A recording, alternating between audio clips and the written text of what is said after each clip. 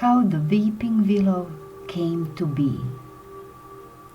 A long time ago, before more than 1,000 years, there lived Senna and Ammon. They were in love with each other ever since their childhood days, and they loved each other heartily and sincerely, very, very, very much. But Ammon's brother, Ramon, was envious of their love. He was not envious because he too loved Senna, but because his heart was not capable of loving. He didn't love anybody, and no one loved him. So how was he supposed to understand that gorgeous feeling that turns everything in a person to good? As Senna and Ammon were growing up, so did their love too, but unfortunately so did Ramon's envy. His envy evolved into hatred, a very strong and very dangerous hatred. Not being able to hide that ripping feeling, Ramon went to the wizard's mountain. For hours he kept looking for a cottage that people from the village had carefully whispered about, as if a wicked wizard could hear them speak in their own homes. Finally he spotted a shack and thin grey line of smoke coming out from it like a snake. He entered without knocking or greeting and shouted furiously, "I can't stand it anymore." "What can't you stand anymore?" asked the wizard, giggling. "Those looks of love, holding hands, watching the sunset together, laughter, long talks. They get on my nerves. Do you understand? On my nerves!" He hissed like a rattlesnake, and only then did he look toward the wizard. The wizard's head was covered by a black hat. He wore a black something resembling neither a robe nor a cloak, and his long greasy beard dragged on the floor as he sat with his legs crossed, smoking his pipe. "And who exactly are we talking about?" asked the wizard, cunningly squinting his eyes. "About my brother Ammon and his beloved Senna." "And what do you want?" the wizard uttered, carefully scrutinizing that strange, uninvited guest. Ramon pulled out a purse full of gold and threw it down on the table with a loud bang. The golden coins clinked, and the wizard's eyes shone greedily. "Give me something, a potion which will make their love fade away." Ramon finished his sentence with disdain. "Ha ha! Nothing easier," replied the wizard with a snort. The wizard then went to a shelf on the wall, took a bottle, shook it, and poured some yellow powder into it before he offered it to Ramon. He took it without saying a word, and as abruptly as he had walked into the shack, without goodbye, he got out and went away. The following day he proposed to Ammon to invite Senna over to lunch. Ammon, not suspecting anything, invited Senna. During the lunch, Ramon observed their looks of love he hated from the bottom of his soul. "Just you wait a moment, and I will pour a potion into your drinks which will free me for good of those foolish looks you two exchange so happily. Love, yuck," he whispered. He ordered the servants to bring in the special wine and watched and waited. With a great pleasure, after a hearty lunch, Senna and Ammon enjoyed a glass of red wine. Ramon was observing, but nothing happened. The two of them kept talking gently as before, smiling at each other, caressing each other's cheeks. "Well, What is this? Maybe the potion takes effect later. I shall wait and see what happens tomorrow, he muttered under his breath. But the following day, nothing changed. Senna and Damon walked embraced in the fields as they had done the day before, laughing, running. And as all the young people in love, they didn't need anybody else.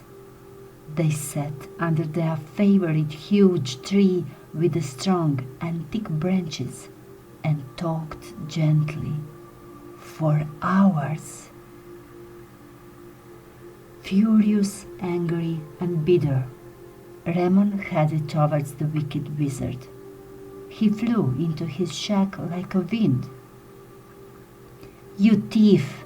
Give me back my money or make a potion that works!"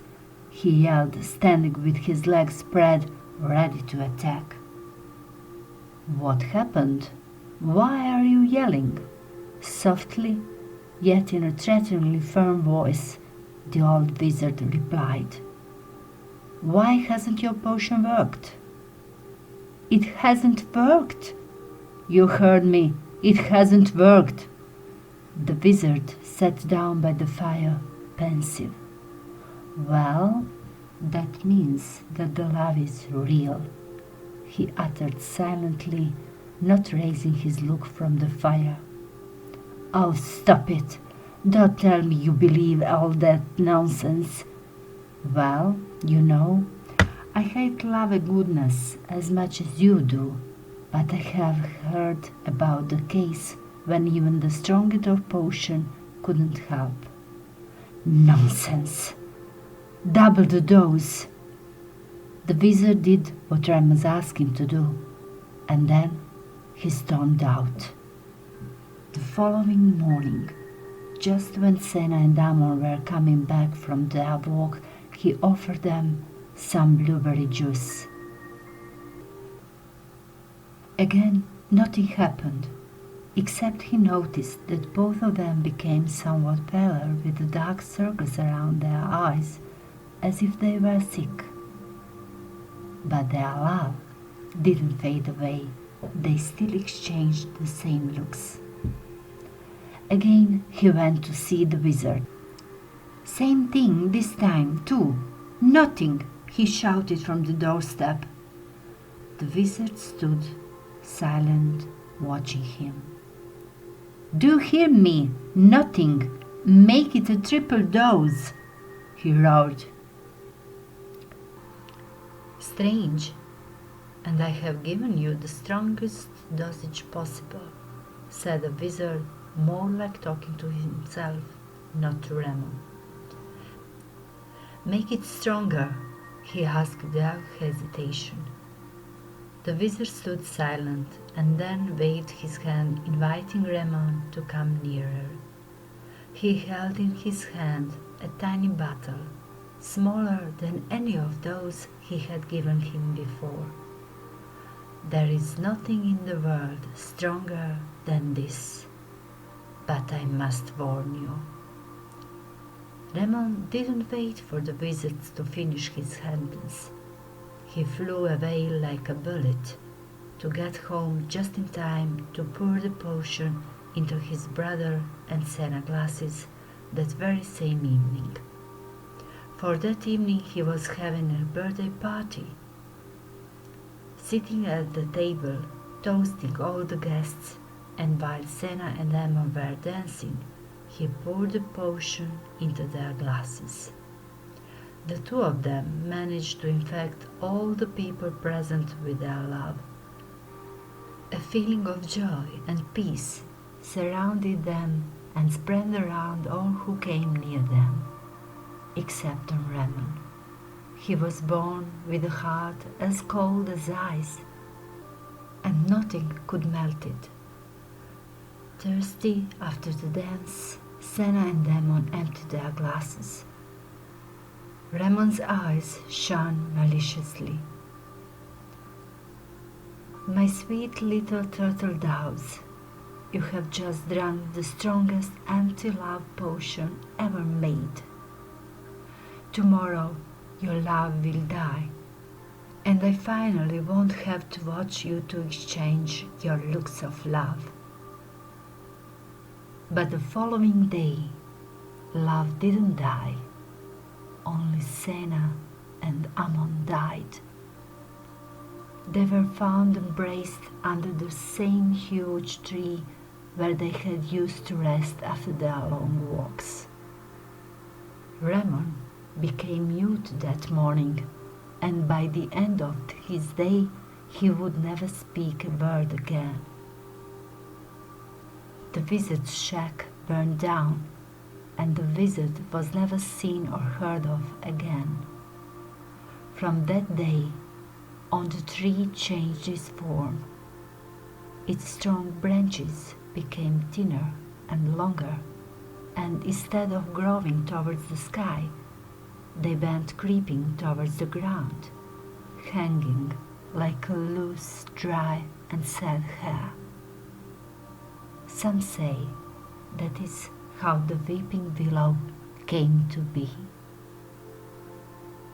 My dear little ones, when you see a weeping willow, remember how it came to be, and spread love all around you like the trees spread their branches.